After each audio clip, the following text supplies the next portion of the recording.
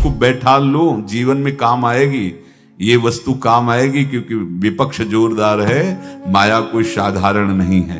विश्वासी साधक का भगवान स्वयं जुम्मा ले लेते हैं कि मेरे प्रभु जो करेंगे वो मंगल करेंगे। तो परिस्थिति बुरी दिखाई दे सकती है,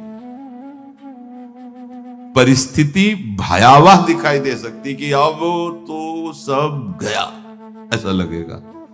लेकिन वो बहुत बड़े के हाथ में नियंत्रित है परिस्थिति।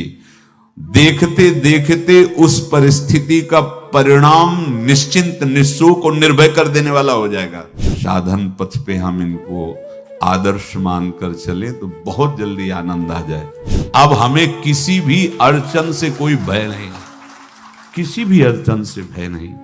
आप ये खिलवाड़ मत समझे, किसी भी अर्थ कोई तुम्हें नहीं रोक सकता आप श्री जी से मिलने के लिए। साधक तीन बातें आरंभ से देखे कि हमारे जीवन में आ रही हैं कि नहीं। पहली बात, भगवान पर पूर्ण श्रद्धा विश्वास। अनंत ब्रह्मांडों के स्वामी हैं, काल भी उनके अधीन है। डरना क्यों भाई, किस बात का डर लगना है? अगर डर है, भय है, तो अभी श्रद्धा विश्वास स्वामी में नहीं है। अगर हमें हृदय में कष्ट अपना प्रभाव पहुंचाना चाहता है, तो जैसे कोई ठंडी से बहुत कांप रहा हो और माता दौड़कर आवे, अपने हृदय से लगा के अपने शरीर का ताप देकर उसकी ठंड को दूर कर दे, ऐसे प्रियाजू करती हैं, ऐसे प्रियालाल करते हैं। ये कहा कहो बड़ भाग, नित नित रति हरिवंश हित, नित बरधत अनुराग, यह जो कृपा हरिवंश की। ये आपनो भाग आपन मुख, कहत जो श्री हरिवंश बल, हरिवंश भरोसे भय निडर, सो नित गर्जत हरिवंश बल। देखा है, कष्टों की बौछार है, ऐसे जैसे ऊपर से वर्षा हो रही है, भगवान शेष फणों का छत्र, संवर्तक मेघ प्रलयंकारी वर्ष रहे, गिरिराज जी का छत्र। ऐसे भक्त को कृपा छत्र से हर समय सुरक्षित रखा जाता है। भक्त बनने के लिए कोई विशेष लायकात की आवश्यकता नहीं। मैं समस्त गुणों से हीन, पर मैं अपने प्रभु का, बस यही लायकात है। प्रभु की सिवा यदि आपका कोई अन्य आश्रय है तो आपको धोखा लगेगा। नहीं तो सच्ची कह रहे हैं, इसी जन्म में निहाल हो जाओगे। एक बात केवल स्वीकार करो कि प्रभु के सिवा मेरा कोई नहीं है, और है भी नहीं। स्वीकार कर लोगे तो तुम्हें अनुभव में आने लगे। हम प्रतिपल देखते हैं, प्रतिपल, वो केवल अपनापन चाहते, केवल अपनापन, कोई दूसरा नहीं होना चाहिए। बस कहां बाहर तो देखो आप सब हमारे हो, अंदर से नहीं। अंदर से आप सब श्री जी के हो और हम आपके सेवक हैं। बाहर से आप गुरु मानो, जो भाव मानो, वो आपको श्री जी जाने। अंदर से हमारे आप श्री जी के जन हो और हम आपके सेवक हैं। बाहर से कुछ भी व्यवहार मानो, कोई बाहर से व्यवहार का कोई अस्तित्व नहीं, अंदर की बात का अस्तित्व होता है। आप सब हमारी स्वामिनी के परिकर हो, हम आपके दास हैं। बस इस बात से हमारा अपनापन आपसे है, नहीं श्री जी के सिवा किसी से कोई अपनापन नहीं। कि आप इसका प्रभाव समझिए। प्रभु को सिर्फ अपनापन चाहिए, सिर्फ अनन्यता। यदि उपासक में तीन बातें नहीं है तो अभी थोड़ी गड़बड़ी है। पहला, दृढ़ श्रद्धा विश्वास। दृढ़ श्रद्धा, अब नहीं, अब नहीं, अब नहीं, अब तो हाथ उठने का समय आ गया। अब क्या, अब नहीं, अब गाहक मत फंसाओ, बाजार बंद करो, हाथ उठा लो, चलो अपने घर चलो, समय आ गया, घर चलने का समय है। नहीं तो कलयुग अपनी बाजार ऐसी फैला देगा कि भूल जाओगे कि घर भी जाना है। दूसरी बात, जो गुरु ने भजन दिया उसमें तत्परता। सच्ची मानिए। जीवन भर कभी इस प्रमाद को गुरु कृपा से आने का अवसर नहीं दिया गया कि चैन से सोए हों और चैन से खाए हों। पूरे जीवन कभी सुविधाओं को स्वीकार नहीं हुआ, पर साधन मार्ग में कभी भी शिथिलता नहीं हुई, तत्परता ही। प्रभु पर पूर्ण श्रद्धा विश्वास और गुरु प्रदत्त साधन पर तत्परता, और तीसरा खास विषय इंद्रियों से भोगों को न भोगना। तब ये जो रंग है परमार्थ का, तब अब 2-4 माला की मनमानी आचरण किए कहते हैं हमें भगवदानंद की स्फूर्ति नहीं होती। आपने रास्ता रखा है भगवदानंद का, बाजार लगाए बैठे हो अंदर हृदय में अन्य आसों की, अन्य भोगों की, अन्य चाहों की, अन्य मान्यताओं की। अरे खाली करो, ये सब माया का खेल है। एकमात्र प्रभु, बस जब ठन जाएगी ये बात। अच्छा गौर से देखो क्या है, जब चलोगे तो क्या होगा, चलने की तो सोचो, उस दिन की सोचो जिस दिन चलना है, और किस दिन चलना है पता ही नहीं है, तब तो और होश में हो जाओ। आपको कोई भी यहां सहयोग देने वाला नहीं, कोई भी वस्तु आपकी नहीं, कुछ भी आपके साथ नहीं जाएगा। तो होश में हो जाओ, संभाल लो, आगे की गति मत बिगाड़ो। 3 बातों पर ध्यान दीजिए, श्रद्धा और विश्वास अटूट अपने इष्ट पर। दूसरी बात, हमारे हृदय में जो गुरुदेव ने उपासना का बीज रोपण किया, तत्परता। देखो आपको हृदय की बात कहता हूं, माया के पास केवल प्रलोभन है, ये सुख में बांधती है। सुख का प्रलोभन अच्छे से सजा के पेश करके देना, साधक को भ्रष्ट करना, ये इसका स्वभाव है माया का। माया किसी व्यक्ति का नाम नहीं, किसी शरीर का नाम नहीं। भगवद विमुखता जिस वस्तु व्यक्ति स्थान से हो वही माया है। माया का मतलब थोड़ी जिसे कोई स्त्री शरीर पे आरोप कर दे या पुरुष शरीर पे आरोप कर दे ये तो माया है, तो और क्या है। मैं, मोर, तोर, तय और जहां तक इंद्रियां जाएं, जहां तक मन जाए, सब माया ही है।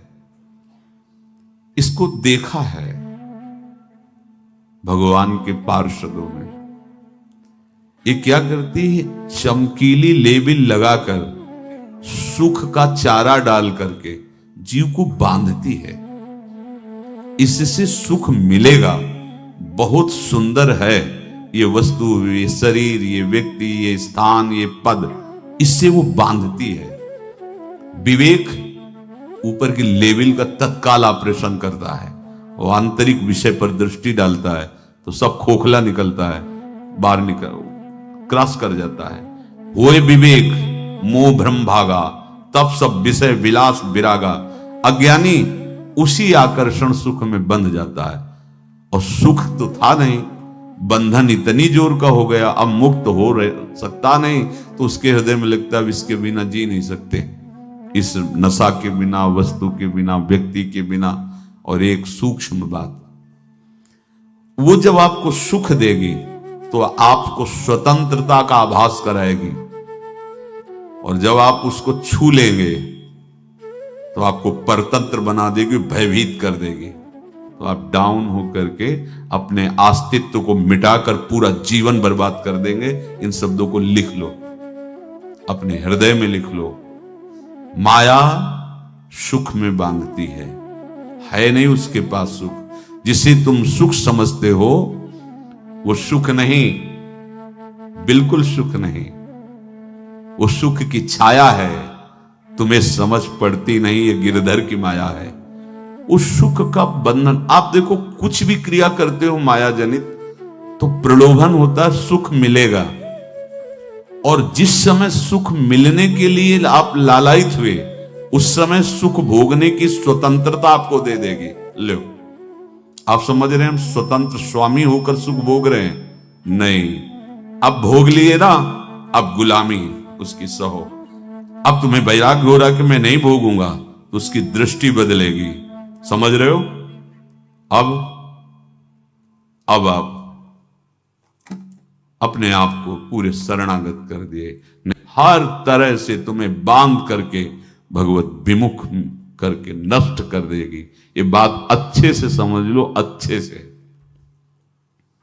इस सुख का प्रलोभन देकर बांधती सुख है नहीं, क्योंकि आप उपासक हो। जब सुख में उतरोगे तो कितने दिन फिर आपको घृणा होगी कि अरे धिक्कार हमारे जीवन, फिर लौटने का चांस नहीं रहेगा। ध्यान से सुन लो, लौटने का चांस नहीं देगी माया। तुम्हारी ऐसी आंतरिक कमजोरी हो जाएगी, ऐसी वृत्तियां कमजोर हो जाएंगी कि तुम उस माया के इशारे पर नाचोगे, उसके विपरीत तुम बोलने की भी ताकत नहीं रख सकते। मान लीजिए, विषय चुगा जिन चुगे, कछुक चुगत सुख होए, फिर जो फांसी ऐसी लगे ते सम दुख न को। ये अनुभवी महापुरुष रसिक शेखर श्री ध्रुवदास जी महाराज कह रहे हैं। तो तीसरी बात का संयतेंद्रिय, दृढ़ श्रद्धा विश्वास भगवान पर, गुरु प्रदत्त प्रबल साधना में तत्परता, और इंद्रियों की गुलामी कभी स्वीकार न करना। जीवन में ध्यान रखा जाए, केवल प्राण पोषण शरीर के निर्वाह के लिए जो निरपेक्ष भाव से मिले उसे स्वीकार करो, अन्यथा ये प्रलोभन सुख का देकर माया तुम्हें बांध लेगी और फिर तुम्हें अधीन कर लेगी। कितने ऐसे मार्ग में उत्साहित होकर चलते हैं, पर गुरु कृपा पात्र ना होने के कारण, चतुर खिलाड़ी ना होने के कारण वो प्रलोभन में फंस जाते हैं। फंस गए तो फिर मछली का कांटा जानते हो, ऐसे अब वो चाहे जितना हिले डुले, वो कांटा नहीं निकल सकता। अब तो उसको मरना ही पड़ेगा। ये जन्म बर्बाद ना हो, आप सबसे प्रार्थना है। बहुत ही अपने घर की जैसी बात होती है। इसका कार्य है माया का सुख में बांधना, सुख के प्रलोभन से, और आपको सुख भोगने के लिए स्वतंत्रता देना। आप उस स्वतंत्रता से सुख भोगे कि न जाने कितने जन्मों की परतंत्रता तुमने स्वीकार कर ली। अगर इस रहस्य को जान जाओगे तो डरोगे। यही डरे डर हरिवंश हित।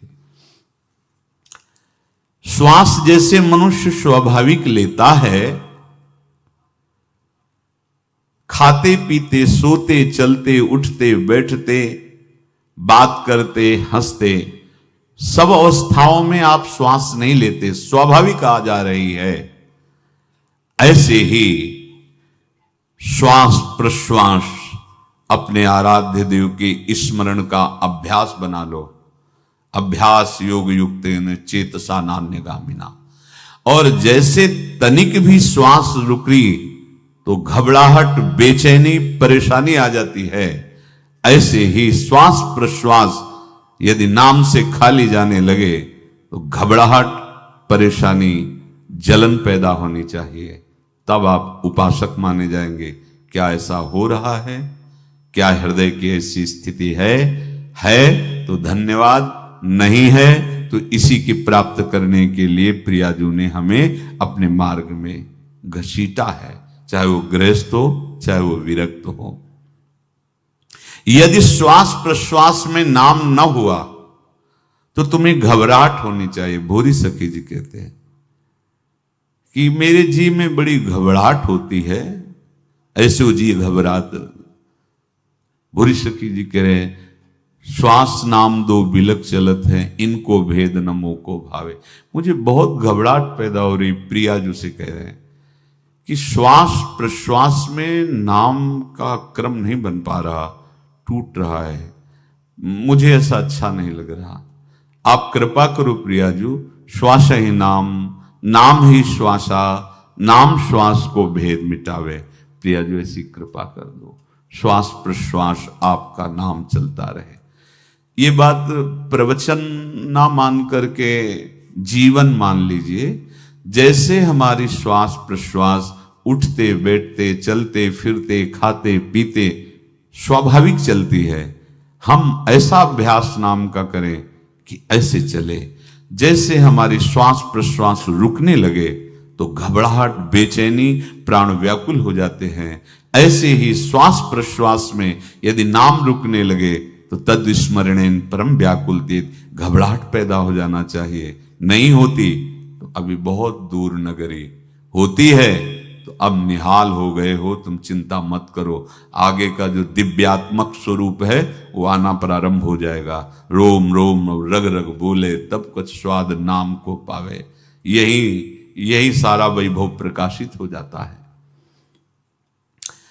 जहां तक हो सके किसी भी अनर्थ के हटाने का तुम प्रयास और चिंता मत करो।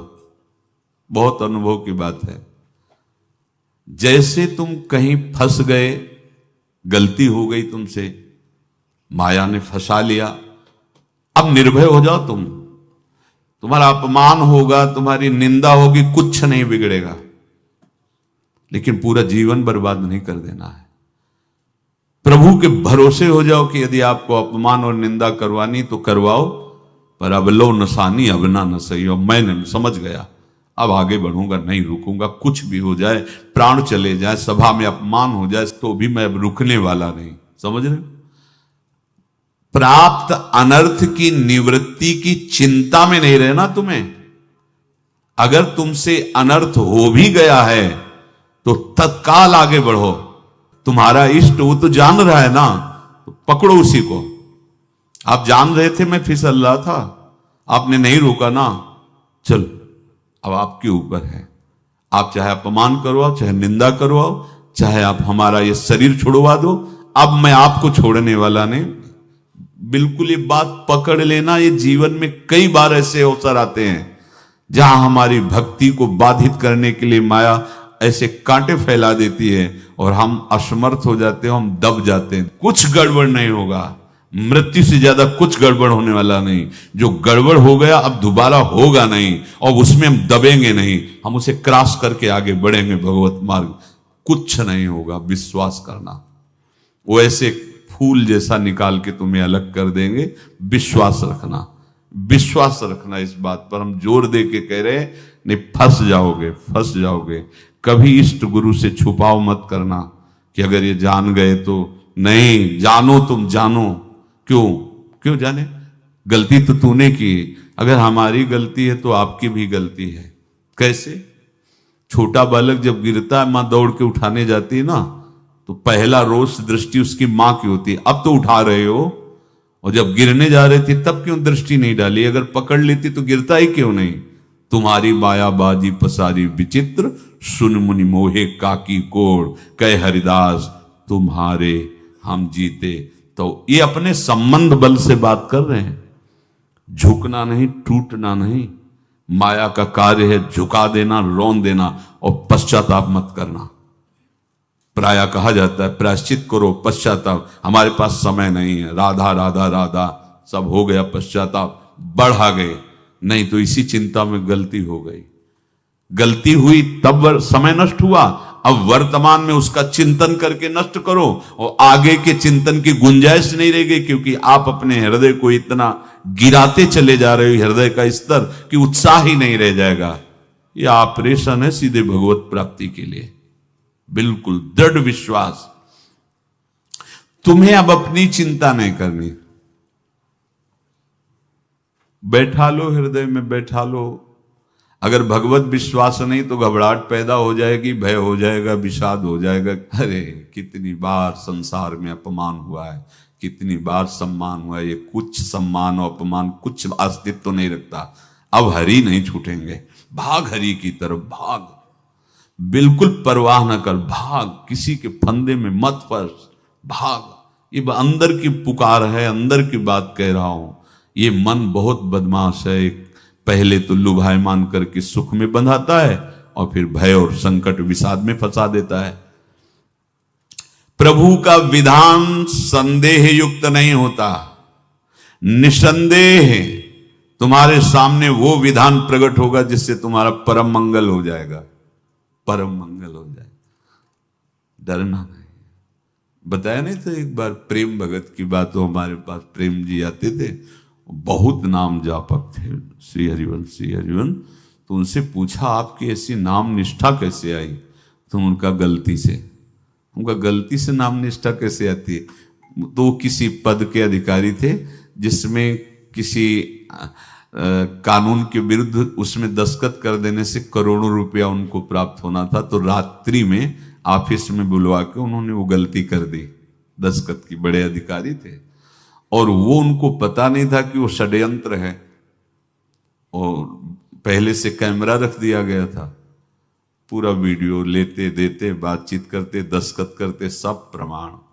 तो सुबह जो उनकी आरती उतारी गई समाज में, तो बस घर वाले भी उनसे कि जैसे पुत्र थे पत्नी कि पिताजी पापा आपसे ऐसी आशा थी, मार दिया हम सब लोगों को आपने। कब हम लोगों ने धन की मांग की आपसे, आप इस अवस्था में ऐसा कर। तो घर से ये वचन और बाहर तो सब उपहास उनका, और उन्होंने निश्चय किया रात्रि में आत्महत्या कर लेंगे। कर्म बड़ा विचित्र होता है। पर वो वृंदावन पहले से आते थे और हरिवंश उपासकों से मिलते रहते थे। गुरुदेव भगवान से भी उनका परिचय था। गलती किसी से भी हो सकती, चूक है, यही तो है ना। कंचन कामिनी कीर्ति, कहीं भी लुभायमान। शायद उनके मन में लगा होगा कि दस्तखत कर लेंगे और मिल जाएगा, वृंदावन वास करेंगे, झंझट छूट जाएगी। कुछ ना कुछ ऐसा आया होगा, क्योंकि वो अधार्मिक प्रवृत्ति के नहीं थे, पर क्रिया तो हो गई ना, वो षड्यंत्र था वो। उन्होंने सोचा रात्रि में अब हम प्राण त्याग देंगे। तो धाम आना और रसिकों के संग के प्रभाव से एक दिव्यता प्रकट हुई। वो सबके सामने सोने का नाटक करके लेट गए। तो परिवार वालों, नजर तो सबकी थी कि विकसित है, परिवार वालों को लगा सो गए। तो रात्रि जब सोए थोड़ा ऐसे, तो वास्तविक नींद आ गई और स्वप्न में देखा कि कोई उनसे कह रहा, देखो तुम्हारे सिरहाने सेवक वाणी रखी है, इसको पकड़ो, मरने की जरूरत नहीं, सब ठीक हो जाएगा। जगह तो सेवक वाणी सिरहाने रखी हुई थी। जैसे एक भक्त को तुलसी दल नामक ग्रंथ सिरहाने रखा। अरे अलौकिक शक्ति संपन्न भगवान और भगवान के पार्षद हैं। बस सब बात हट गई और उनकी जिह्वा और उनके मन ने, जैसे ना मरने वाले को प्राण मिल जाए कि भाई प्राण रक्षा, ऐसा को श्री हरिवंश हमारे रसिक समाज में जब वो आते थे उनका अच्छा सम्मान होता था। तेजो में चेहरा, वयो वृद्ध शरीर, श्री हरिवंश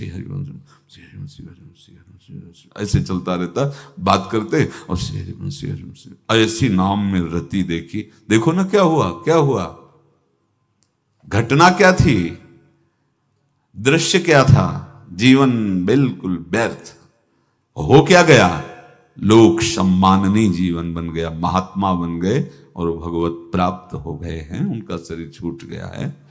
तो यहां कह रहे हैं कि तुम्हें किसी भी हेतु से अपनी चिंता नहीं अब करनी। प्रभु का विधान निसंदेह परम कल्याण में होता है, तुम्हें संदेह नहीं करना। कड़ुआ हो सकता है लेकिन अवसर तो मिल जाएगा श्री जी की तरफ भागने का। हम अपने को अच्छा साबित करने के लिए पूरा जीवन लगा दें, नहीं भाई, हम नीच आचरण वाले पर हम भागेंगे प्रभु की तरफ, लोक पावन करने वाले महात्मा बन जाओगे।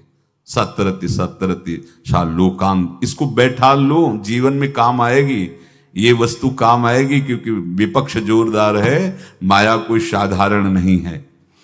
विश्वासी साधक का भगवान स्वयं जुम्मा ले लेते हैं।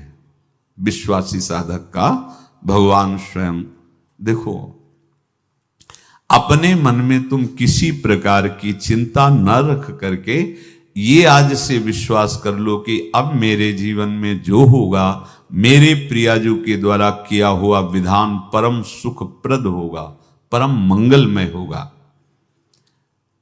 विश्वासी भक्त का जब ये स्वभाव निश्चय हो जाता है कि मेरे प्रभु जो करेंगे वो मंगल करेंगे, तो परिस्थिति बुरी दिखाई दे सकती है, परिस्थिति भयावह दिखाई दे सकती कि अब तो सब गया, ऐसा लगेगा। लेकिन वो बहुत बड़े के हाथ में नियंत्रित है परिस्थिति। देखते देखते उस परिस्थिति का परिणाम निश्चिंत, निःशोक और निर्भय कर देने वाला हो जाएगा। भयभीत मत होना। बहुत ही अमृतमयी बातें हैं, अगर अपने साधन पथ पे हम इनको आदर्श मानकर चलें तो बहुत जल्दी आनंद आ जाए। किसी भी अड़चन को तैयार रहो। ये काल क्षेत्र है, मृत्यु क्षेत्र है। कुछ भी, कभी भी, कहीं भी, कैसे भी, सब के सब मर सकते हो। अभी यही खंभा टूट जाए, बिल्डिंग गिर जाए, सब मर जाओगे। कहां जाओगे? जहां ऐसे सुन रहे हो ना, ऐसे निकुंज में चलेंगे। अब हमें किसी भी अड़चन से कोई भय नहीं, किसी भी अड़चन से भय नहीं। आप ये खिलवाड़ मत समझे। किसी भी अर्थ कोई तुम्हें नहीं रोक सकता आप श्री जी से मिलने के लिए। ये आगंतुक भय एक स्वाभाविक होता है। जैसे पूज्य श्री मंगनानंद जी सरकार सेनपुर, बहुत उच्च कोटि के ब्रह्मलीन महापुरुष, तो एक चौकी पर ऐसे बैठे हुए थे और बहुत से ऐसे संतजन परमहंस सब बैठे हुए थे और ब्रह्म चिंतन के विषय में चर्चा चल रही थी।